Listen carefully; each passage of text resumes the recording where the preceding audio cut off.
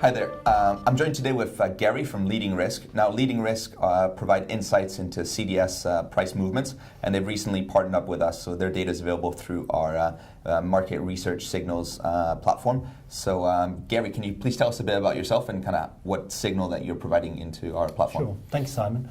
What we're doing is looking at movements in CDS data to try and give us some insight into the way the credit markets are likely to move in the future. So similar to what you do with some of your short interest data, what we're doing is seeing the way in which companies are buying protection, that is insuring against defaults on the bonds of various companies. Now, the way our analysis of this data works is that we look at the short-term end of the market, which is people buying protection for 1 or 2 years, versus the long-term end of the market, people buying things for protection for 5 or more years. Typically, what we'll find is that if people are interested in the short-term movements for credit, and insuring against short-term problems, there's much more likely to be an issue blowing up in that company in the future. Very interesting. Now, have you seen any, obviously there's quite a lot of companies that you guys cover, have you seen any ones with interesting movements in the last few weeks, whereas, probably an increasing probability of default? Right, well, if we look back at RadioShack, which is something that's very much topical at the moment, we first generated a signal on that this year in the beginning of January.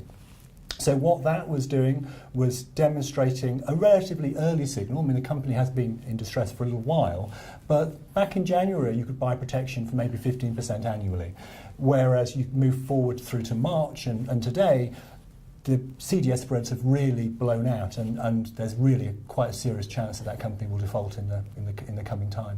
Yeah, no, there's been a lot of speculation, especially with a lot of contention between the bondholders, the equity holders, and even some of the management today.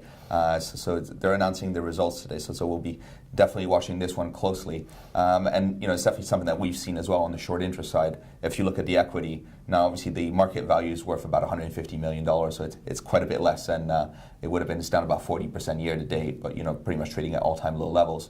So there's not much left in that trade. Is there anything you're seeing a bit more early signal coming from? Sure.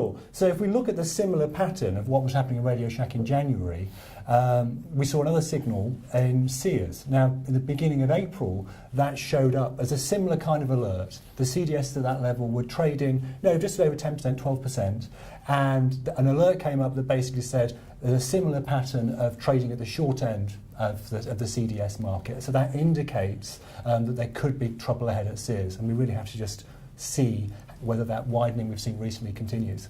Yeah, no, we've definitely seen Sears has been one of the top shorts of the last kind of decade, definitely, and it's kind of traded a bit sideways, so it's definitely interesting to see that some of the credit investors are maybe thinking a bit more distress coming in, especially if you draw parallels with the likes of RadioShack and the fact that it is one of those second-tier struggling retailers, so definitely one to look out for. So thank you very much for coming on today, and definitely some more points to follow up in the coming weeks and months, I'm sure. Okay.